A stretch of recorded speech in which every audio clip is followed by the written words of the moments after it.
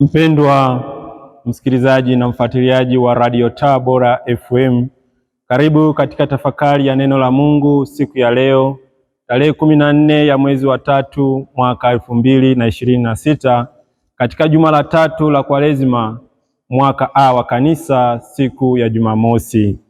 Masomo yetu ya leo yatakuwa kama ifuatavyo. Somo la kwanza linatoka katika kitabu cha Nabii Hosea sura ya 6 aya ya kwanza hadi ya 6. Na somo la Injili litatoka katika Injili ya Mtakatifu Luka sura ya 18 aya ya 9 hadi ya 14. Karibuni sasa tusikilize somo la Injili. Somo la Injili takatifu ilivyoandikwa na Luka. Yesu aliwaambia mfano huu watu waliojikinai ya kuwa wao ni wenye haki, wakiwadharau wengine wote.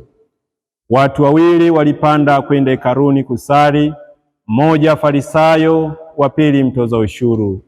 Yule Farisayo akasimama akaomba hivi moyoni mwake: E Mungu, ninakushukuru kwa kuwa mimi si kama wengine, wanyang'anyi, wadhalimu, wazinzi, wala kama huyu mtoza ushuru. Mimi nafunga mara 2 kwa juma, hutoa zaka katika mapato yangu yote. Lakini yule mtoza ushuru alisimama mbali, wala kuthubutu hata kuinua macho yake mbinguni, bali alijipiga kifua akisema, E Mungu, uniwie radhi mimi mwenye dhambi. Nawaambieni, huyu alishuka kwenda nyumbani kwake amehesabiwa haki kuliko yule. Kwa maana kila ajikwezaye atadhiliwa, naye ajidhilie atakwezwa. Neno la Bwana. Sifa kwako, e Kristo.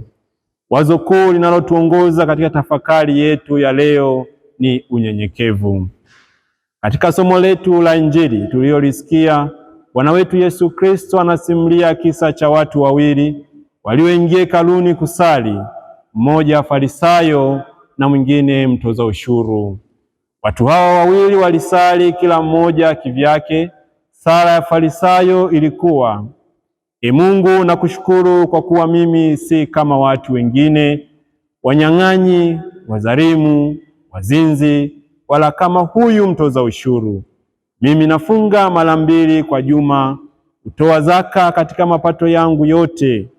Sala hii ya Farisayo ilikuwa na nini ndani yake? Moja, majivuno. Alijivuna kwa kuwa alijiona ana haki mbele ya Mungu. Pili, dharau. Farisayo alidharau wengine kutokana na matendo yao, aliwaona hawana thamani mbele ya Mungu. Tatu, kukosa moyo wa toba. Farisayo hakuona sababu ya kutubu, hakujiona kama ni mdhambi. Sala ya Farisayo ni tofauti kabisa na sala ya mtoza ushuru. Mtoza ushuru yeye alisali hivi: E Mungu, uniwie radhi mimi ni mwenye dhambi. Sala hii ya mtoza ushuru inaonyesha nini? Moja, moyo wa majuto. Mtoza ushuru alikuwa na moyo wa majuto juu ya nafsi yake. Alijipiga kifua. Tendo la kujipiga kifua linaonyesha toba. Pili, ungamo la dhambi. Mtoza ushuru alitambua udhaifu wake akisema, E Mungu, uniwie radhi mimi ni mwenye dhambi. Akaomba huruma ya Mungu. Tatu, unyenyekevu. Haya yote mtoza ushuru anayatenda kwa kuwa aliongozwa na moyo wake wa unyenyekevu. Mtoza ushuru alijiona mdogo mbele ya Mungu, hata alisimama mbali, wala kuthubutu hata kuinua macho yake mbinguni. Mpendwa msikilizaji, tunapojiangalia pia tunajiona kwamba tuna tabia zote mbili za Farisayo na mtoza ushuru. Zipo nyakati tunajiona bora kuliko wengine kiasi cha kuwadharau na hata kuona wengine hawastahili machoni pa Mungu. Pia zipo nyakati ambazo tunajiona tuna haki mbele ya Mungu kiasi cha kutohitaji msaada wake. Katika hali kama hiyo tunakuwa na ufarisayo ndani yetu. Lakini bahati nzuri ni kwamba zipo nyakati ambazo tunakuwa kama mtoza ushuru. Tunajiona wadogo mbele ya Mungu, na hivyo tunahitaji msaada wake.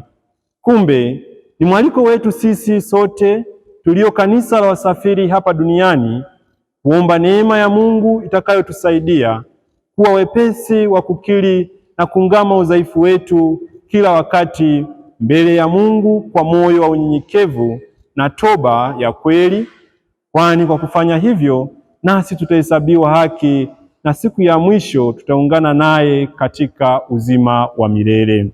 Tafakari hii imetolewa kwenu nami Frateli Herman Filipo Misango kutoka Jimbo Katoliki la Morogoro, ninayesoma masomo ya teolojia mwaka wa 3 katika Seminari Kuu ya Mtakatifu Paulo Mtume Kipalapala. Tumsifu Yesu Kristo.